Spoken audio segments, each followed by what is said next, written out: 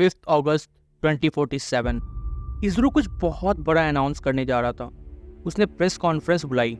2 साल पहले ही इसरो ने इंडियन एस्ट्रोनॉट्स, जिनको व्योमनॉट कहते हैं, उन्हें मून पर लैंड करा के वापस लाया था। लास्ट 3 महीने में 4 से 5 अनमैन्ड मून मिशंस लॉन्च हुए थे। बट हैरानी की बात ये थी, किसी को पता ही नहीं था कि इसरो नेक्स्ट क्या करने जा रहा है। सब लोग प्रेस कॉन्फ्रेंस का वेट कर रहे थे। तभी इसरो के चेयरमैन आते हैं एंड अनाउंस करते हैं कि इसरो वर्ल्ड का पहला परमानेंट मून बेस बनाने जा रहा है। 4 लोगों की टीम को 10 साल के लिए मून पर भेजा जाएगा।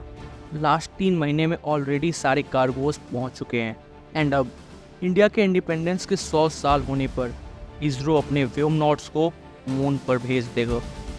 15 अगस्त 2047 दोपहर के 2:05 हुए थे एंड इसरो का स्पेसक्राफ्ट मून की तरफ निकल गया।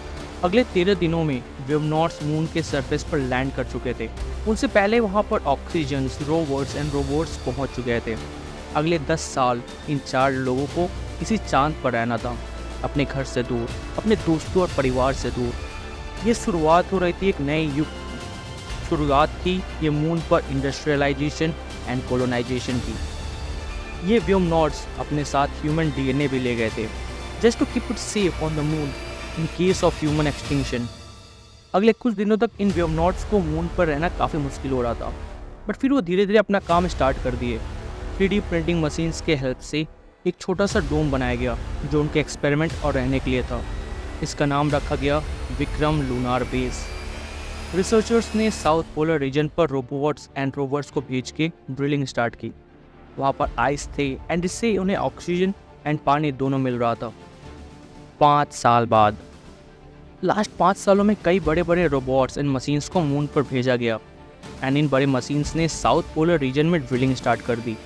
रोबोट्स का एक ग्रुप आइस के लिए ड्रिल कर रहा था, जिससे hydrogen fuel, water and oxygen मिलने वाला था। एंड रोबोट्स का एक दूसरा ग्रुप आयरन एंड सिलिकॉन जैसे मिनरल्स के लिए ड्रिल कर रहा था। इलेक्ट्रिसिटी एंड एनर्जी के लिए बड़े बड़े सोलर पैनल सेटअप किए गए। व्योमनॉट्स के डोम्स को अब एक ट्रांसपेरेंट शील्ड में कन्वर्ट किया गया, जो रेडिएशन एंड सोलर स्टॉर्म्स को झेल सकता था। लास्ट 5 सालों में सबसे इंटरेस्टिंग बात ये हुई कि इन 4 लोगों ने एक ऐसी आर्टिफिशियल सॉइल बनाया जिसमें प्लांट्स को उगाया जा सकता था। इन सॉइल्स को अब मून के सॉइल के साथ मिक्स किया जा रहा था। 10 साल बाद पुरानी टीम्स वापस आ चुकी थी एंड अब 12 लोगों की टीम मून के परमानेंट बेस पर रह रही थी। स्टारलिंक के सैटेलाइट्स के हेल्प से अब वहाँ से रियल टाइम कनेक्शन पॉसिबल था एंड अब वहाँ रह रहे रिसर्चर्स अपने फैमिली से नॉर्मल तरीके से बात कर पा रहे थे। इंडिया के साथ साथ अमेरिका भी अब अपना परमानेंट बेस मून पर बना चुका था। इंडिया अब सफिशिएंट हाइड्रोजन फ्यूल मून पर बना रहा है एंड अब वो स्पेस शटल्स को रिफ्यूल कर सकता है। ये देखते हुए इसरो ने मार्स पर ह्यूमंस को लैंड कराने के लिए स्पेसक्राफ्ट भेजा। वो स्पेसक्राफ्ट सबसे पहले विक्रम 20 पर उतरा एंड वहाँ उसको लूनार टीम ने रिफ्यूल किया। ये वर्ल्ड का पहला स्पेसक्राफ्ट है जिसको मून पर पाए जाने वाले हाइड्रोजन से रिफ्यूल करके प्रोपेल किया जा रहा है। यहाँ पर रिफ्यूल होने के बाद वो टीम अपने स्पेसक्राफ्ट में बैठ के मार्स की तरफ चले गए। 25 साल बाद मून के सॉइल के साथ मिक्स किया हुआ आर्टिफिशियल सॉइल काम कर रहा है। उनमें डाले गए सीड्स अब बड़े प्लांट्स बन चुके हैं। इन सॉइल्स में प्लांट्स एंड क्रॉप्स को लगा के ट्रांसपेरेंट डोम्स के अंदर रखा गया है, जो एक ग्रीन हाउस की तरह काम कर रहा है। अब व्योमनॉट्स को ऑक्सीजन के लिए लूनार आइस पर डिपेंडेंट नहीं होना है।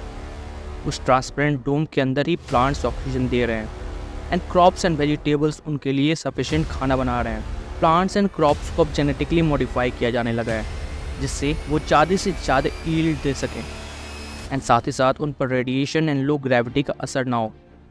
इस इंफॉर्मेशन ने अर्थ पर एक अलग रेस स्टार्ट कर दी है। अब मून पर होटल खोलने के लिए बिजनेसमैन रेस कर रहे हैं एंड धीरे धीरे इसका भी प्रोसेस स्टार्ट होने वाला है। 50 साल बाद इंडिया एंड यूएसए के साथ साथ 15 और भी कंट्रीज़ अब मून पर अपना बेस बना रहे हैं। Russia, China, UK and Canada अब एडवांस बेस सेटअप कर चुके हैं, लेकिन इसरो अब काफ़ी लंबा लीप ले चुका है। उसके स्पेसक्राफ्ट्स को मून पर आने में सिर्फ 7 दिन लग रहे हैं एंड स्पेस एक्स के साथ पार्टनरशिप में बनाए गए ये स्पेसक्राफ्ट्स 1-2 नहीं बल्कि मल्टीपल ट्रिप्स कर सकते हैं, जैसे अर्थ पर एरोप्लेन्स कर रहे हैं। प्लांट्स एंड क्रॉप्स अब मून पर लोगों को सस्टेन करने के लिए सफिशिएंट हैं। इनके हेल्प से टाटा ने मून पर इंडिया का पहला सेल्फ सस्टेन्ड होटल खोला है, द लूनार ताज। ये होटल 100 टूरिस्ट को एक साथ हैंडल कर सकता है। Tourist transparent dome shaped hotel से अर्थ का व्यू लेते हैं। धीरे धीरे इन डोम्स का साइज बढ़ रहा है। इसरो अब जो डोम्स बना रहा है वो एक छोटे गांव के साइज का है। इन डोम्स में अब रिसर्चर्स के लिए सारी फैसिलिटीज़ हैं। इवन इसरो ने अपना एक ऑफिशियल रिसर्च सेंटर भी ओपन किया है, जहां अर्थ के साइंटिस्ट 2-2 महीनों के लिए आते हैं, अपना स्टडी करते हैं एंड फिर वापस चले जाते हैं। 75 साल बाद ट्रांसपेरेंट डोम्स अब एक छोटे टाउन के साइज़ के हो चुके हैं। बट क्योंकि सोलर स्टॉर्म्स एंड मीटियोर्स का डर अभी भी है, इसीलिए इन टाउन्स के साथ साथ अंडरग्राउंड सिटीज़ भी बनाया जा रहा है। क्रॉप्स, वेजिटेबल्स एंड ट्रीज जो थे वो पूरे मून पर पॉपुलेशन को सस्टेन कर सकते हैं। अब अर्थ से सिवाय रोबोट्स एंड रोवर्स के कुछ भी नहीं आ रहा। मून अब इंडिया का एक सेल्फ सस्टेन्ड कॉलोनी बन चुका है।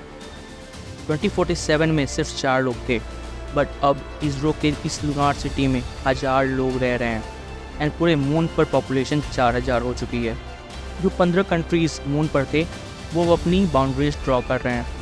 किसी भी कन्फ्रंटेशन से बचने के लिए ट्रीटीज़ रेडी हो रही हैं। इन पॉलिटिक्स के साथ साथ दूसरे साइड पर विक्रम लूनार बेस अब एक फुल फ्लेजेड रीफ्यूलिंग स्टेशन बन चुका है।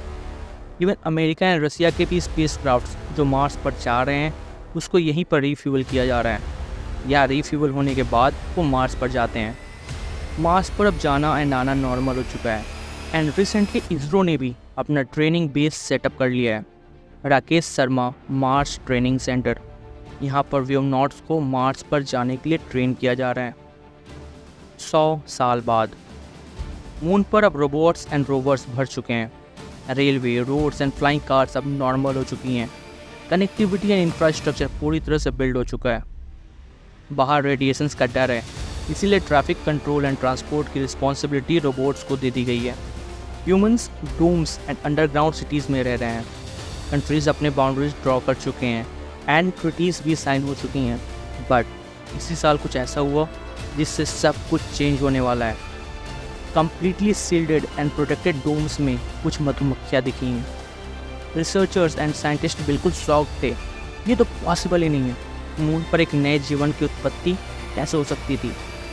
अर्थ पर तुरंत इमरजेंसी सिग्नल भेजा गया। वहाँ से साइंटिस्ट का एक ग्रुप इसको स्टडी करने के लिए आ रहा है। मून पर एक नई लाइफ का जन्म लेना, वो भी खुद से, ये सब कुछ चेंज करने वाला था। इन्हीं सब चीज़ों के साथ उसी साल चांद पर पहले इंडियन बच्चे ने जन्म लिया। He is the first Indian to be born on the moon.